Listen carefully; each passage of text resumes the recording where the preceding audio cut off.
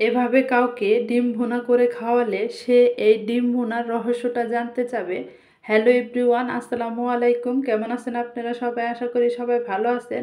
আমি টাঙ্গাইল থেকে বলছি সীমা। আপনারা দেখছেন আপনাদের পছন্দের ইউটিউব চ্যানেল সীমা সংসারে আপনাদের সবাইকে স্বাগতম। আবার হাজির হয়ে গেলাম নতুন আরেকটি এপিসোড নিয়ে। আজকে আমি একটু স্পেশালভাবে ডিম ভুনা করে দেখিয়ে দিব। এই ডিম ভুনাটা আপনি যাকে খাওয়াবেন সে আবার দ্বিতীয়বার রান্না করে খাওয়াতে বলবে। তো এখানে আমি 3টা ডিম নিয়ে নিয়েছি, আর ডিমগুলো প্রথমেই ধুয়ে নিতে হবে। ধুয়ে পরিষ্কার করে নেবেন।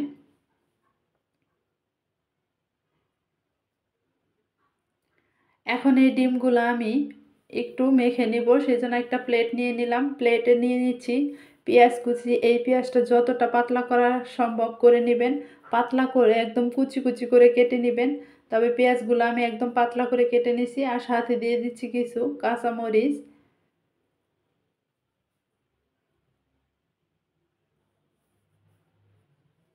এখন দিয়ে দেবো এখানে লবণ। কাঁচামরিচ যে যেরকম ঝাল খান সেরকম দিবেন, তবে আমি এতগুলো দিয়ে নিছি, মরিচটার ঝাল কম। লবণটা দিয়ে দেওয়ার সাথে সাথে এখানে কিছু তেল দিয়ে দিলাম। এই তেলটা দিলে ডিম ভাপানোর সময় ডিমটা আপনার পাতিলে বা যে পাত্রে আপনি ভাপিয়ে নেবেন সে পাত্রে ধরবে না, সেই জন্য যে তেলটা দিয়ে নিলাম। তেলটা দিয়ে ভালো মতো পেঁয়াজটা নরম করে নিতে হবে। পেঁয়াজটা কিন্তু একদম নরম করে ফেলবেন, ডলে ডলে। তো আমি পেঁয়াজটা নরম করে তারপর সাথে সাথে ডিমগুলো দিয়ে দিছি। এখানে 3টা ডিম দিছি, একটার কুসুম ভেঙে গেছে আর 2টার কুসুম কিন্তু রয়ে গেছে। এখন এই ডিমটা ভালো মতো মিক্সড করে নিতে হবে। এই পর্যায়ে একটু ভালো মতো কাজটা করতে হবে, সময় নিয়ে ভালো মতো এইভাবে মিক্সড করে নিলে আপনার এই রেসিপিটা বেশি ভালো লাগবে।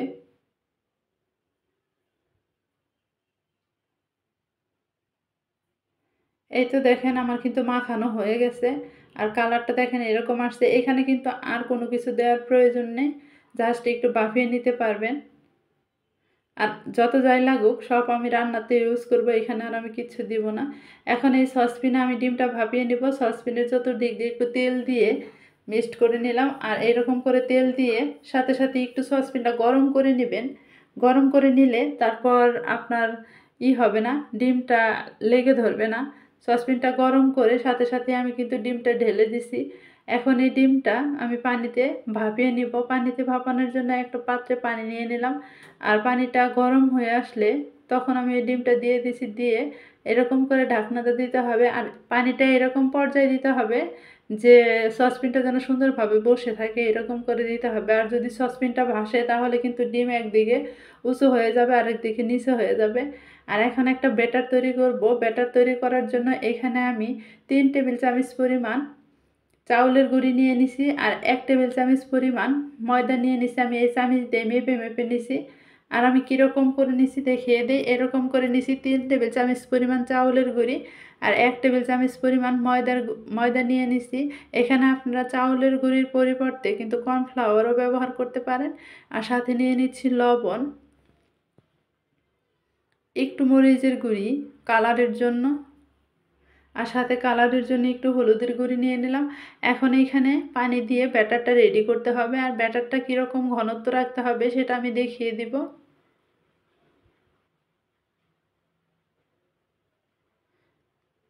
ব্যাটারে পানি বেশি দিতে যাবেন না, অল্প অল্প করে দিবেন। আর এইভাবে ব্যাটারটা রেডি করে নেবেন। দেখেন আমার ব্যাটারটা এরকম হয়েছে, আর ব্যাটারের ঘনত্বটা দেখিয়ে দিচ্ছি কীরকম হয়েছে। আর এইভাবে চামিচটা নিয়ে নেওয়ার পর যদি ব্যাটারটা চামিচটার ভালো মতো কোট করে রাখা যায় তাহলে ভাববেন যে পারফেক্টভাবে হয়ে গেছে। আর যদি চামিচটা কোট হয়ে না থাকে তাহলে কিন্তু আরও চাউলের গুঁড়ি বা ময়দা অ্যাড করে দিতে হবে।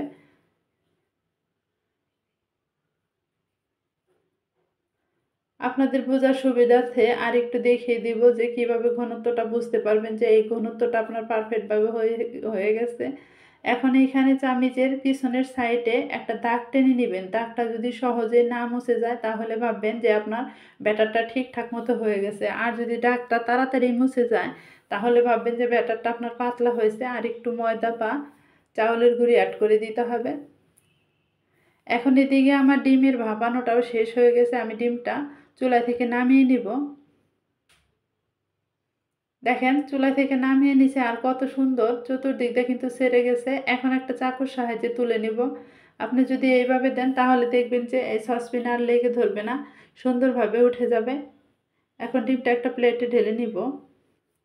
তো প্লেটে ঢেলে নিলাম, আর দেখেন ডিমের কালারটা এরকম আসছে। এখন এইখানে আমি ডিমগুলো কেটে নিব। একটা চাকুর সাহায্যে আমি কেটে নিচ্ছি এইভাবে। যে যেরকম বড় সাইজ করলে করতে পারেন, তবে পাতলা করলেও সমস্যা নাই। আবার বেশি পাতলা করলে কিন্তু রান্না করার সময় ভেঙে যাওয়ার চান্স থাকবে। সেজন্য আমি আমার পছন্দ মতো কেটে নিচ্ছি, আপনারা আপনাদের পছন্দ মতো কেটে নেবেন।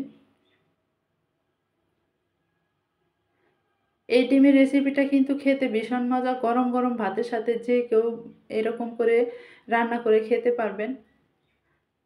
সবার কাছে মজা লাগবে আশা করি। এই তো দেখেন সবগুলো আমি কেটে নিছি, আর এরকম করে কেটে নিলাম। একটু দেখিয়ে দিই কীরকম বড় বড় করে কেটে নিছি। এই তো এরকম বড় বড় করে কেটে নিছি, আর সবগুলোই কিন্তু কেটে নেওয়া হয়ে গেল।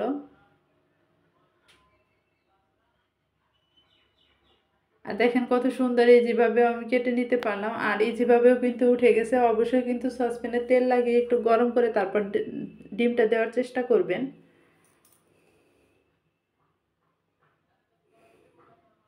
এতটুকু এতটুকু করে কেটে নিলাম। এখন এই ডিমটা আমি ব্যাটারে যে আগে থেকে করে রেখে দিয়েছিলাম সেই ব্যাটারে দিয়ে দিব। দেখেন আমি ব্যাটারে দিয়ে কিভাবে কোট করে নিচ্ছি। এভাবে কোট করে নেবেন, এতে করে ডিম ভাজির সময় ডিমের কোনো অংশ চলে যাবে না তেলে। আর ডিমটা রান্নাটাও সুন্দর দেখা যাবে, কারণ ডিমটা একটু লালচে লালচে কালার আসবে ব্যাটার দেওয়ার কারণে। সেজন্য দেখতেও সুন্দর লাগবে, আর তরকারিটাও একটু বেশি ভালো লাগবে। তো এখন এখানে তেলটা গরম হয়ে গেছে, আমি ডিমগুলো কিন্তু দিয়ে দিচ্ছি এইভাবে। এইভাবে সবগুলো ডিম দিয়ে আমি এপিট ওপিট করে ভাজি করে নিব। আর এই সময় একটু সাবধানে করতে হবে, তেলটা যেন শরীরে ছিটকে না আসে। আর ডিমটি একটু ছড়িয়ে ছড়িয়ে দেওয়ার চেষ্টা করবেন, একটার গায়ে যেন আরেকটা না লাগে। তাহলে কিন্তু একটার গায়ে আরেকটা লেগে গেলে জোড়া লেগে থাকবে। সেজন্য একটু ছড়িয়ে ছড়িয়ে দেওয়ার চেষ্টা করবেন। তো সবগুলো আমি দিয়ে নিলাম, এপিট ওপিট করে লালচে কালার করে ভাজি করে নিব। তবে যেগুলো আমার হয়ে গেছে সেগুলো এখন উল্টিয়ে নিচ্ছি।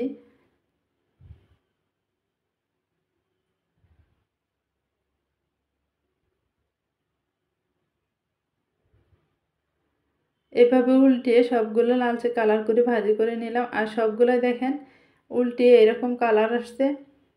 উল্টিয়ে দেওয়ার পর এরকম কালার আসছে, চুলাই থেকে নামিয়ে সাথে সাথে তেলটা দিয়ে দিছি। এখন এখানে দিয়ে দিচ্ছি কিছু পেঁয়াজ কুচি। পেঁয়াজটা একটু ভাজি করে নিতে হবে। সাথে দিয়ে দেব কিছু কাঁচামরিচ।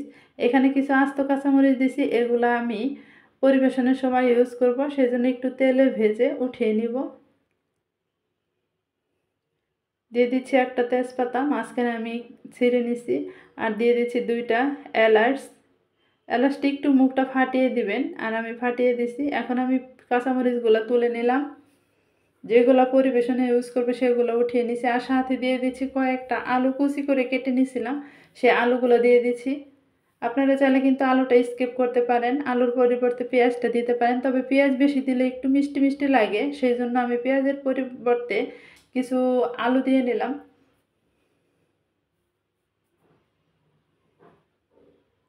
আলুটাও একটু তেলে ভাজি ভাজি করে নিলাম। ভাজি ভাজি করে নেওয়ার সাথে সাথে এখানে পানি অ্যাড করে দিচ্ছি, আর সাথে সাথে দিয়ে দিতে হবে লবণ, মরিচের গুঁড়ি, হলুদের গুঁড়ি,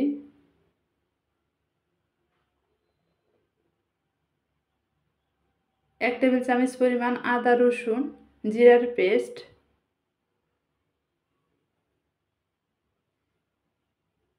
একটু মিক্সড করে নিলাম। আর একটু পানি দিয়ে নিচ্ছি এখানে। এখন অ্যাড করে দিচ্ছি ধনিয়া গুঁড়ি, দিয়ে নেড়ে চেড়ে একটু মিক্সড করে এরকম করে একটু কষিয়ে নিব। আপনারা কিন্তু মশলা কষিয়ে তারপরেও আলুটা দিতে পারেন, তবে আমি আলুটা একটু তেলে ভাজি করে নিলাম, এতে করে আমার কাছে বেশি ভালো লাগে, সেই জন্য আমি এভাবে নিয়ে নিছি। এখন এইখানে পানি দিয়ে দিলাম, এখানে কিন্তু ফুটন্ত গরম পানি দিয়ে দিচ্ছি। আর পানিটা দিয়ে দেওয়ার পর পানিটা যখন একটু হয়ে আসছে, বলক উঠে আসছে, তখনই কিন্তু ডিমগুলো দিয়ে দিলাম। যেহেতু এখানে ফুটন্ত গরম পানি দিয়ে দিছি, আর পানিটা একটু গরম হয়ে গেলে আর একটু গরম হয়ে গেলে তারপর ডিমগুলো দিয়ে দিবেন। তো সবগুলো ডিম দিয়ে ঢেকে রেখে দিলাম আর তরকারিটা হওয়া পর্যন্ত আমি অপেক্ষা করব। এখানে দেখেন তরকারিটা আমার এই পর্যায়ে এরকম হয়েছে। এখন এখানে কিছু ভাজি জিরার গুঁড়ি দিয়ে দিব। এখানে কিছু গরম মশলা দিয়ে আমি 2 মিনিটের মতো রান্না করে নিব। আর ঝোলটা দেখবেন যে অনেকটাই টেনে যাবে। তো রান্নাটা করে নিলাম, এভাবে রান্না করে নিছি। যেহেতু এখানে আলু অ্যাড করে দিছি, ঝোলটা কিন্তু বেশি টেনে যাবে, সেই জন্য একটু ঝোল রেখে চুলা থেকে নামিয়ে নিতে হবে, তা না হলে কিন্তু পরবর্তীতে খেতে পারবেন না। তো আগে থেকে ভেজে রাখা মরিচগুলো দিয়ে দিলাম, উপর দিয়ে দিয়ে পরিবেশন করে নিলাম। আর 2টি লেবুর কেটে নিচ্ছি আর কেটে নিয়ে দিয়ে দিচ্ছি এরকম করে। দেখেন রান্নাটা কীরকম হচ্ছে। যদি ভিডিওটা ভালো লাগে অবশ্যই কিন্তু সাবস্ক্রাইব করবেন আর কমেন্টের মাধ্যমে জানাবেন যে আজকের ডিম ভুনার রেসিপিটা কীরকম লাগলো আপনাদের কাছে। সামনে কোনো রান্নার ভিডিও দেখতে চাইলে অবশ্যই কিন্তু কমেন্টের মাধ্যমে জানাবেন। আর কাছে নিয়ে দেখিয়ে দিচ্ছি ভিডিওতে আপনাদের কালারটা কীরকম আসছে তরকারির। আজকের মতো এ পর্যন্তই। সবাই ভালো থাকবেন, সুস্থ থাকবেন। আসসালামু আলাইকুম, আল্লাহ হাফেজ।